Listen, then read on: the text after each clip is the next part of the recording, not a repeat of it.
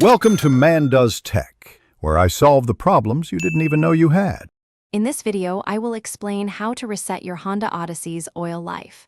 It's a simple but crucial step after every oil change to ensure your vehicle's maintenance minder system is accurate. First, make sure your Odyssey's ignition is turned to the on position, but do not start the engine. This prepares the dashboard display for the reset procedure we're about to perform.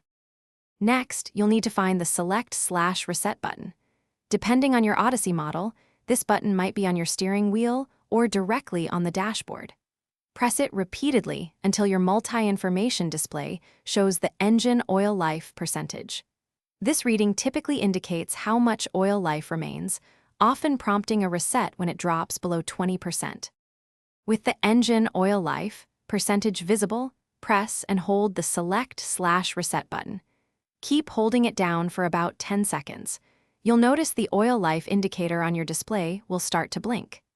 This blinking is your signal that the system has entered the reset mode and is awaiting your final confirmation to complete the process. Now, release the button and then immediately press and hold it again for another 5 seconds. After this second hold, your oil life display should reset to 100% and any warning lights will turn off. For certain newer Odyssey models, you might also have the option to reset the oil life directly through the central infotainment screen settings menu. Thanks for watching. If you found this helpful, don't forget to like and subscribe.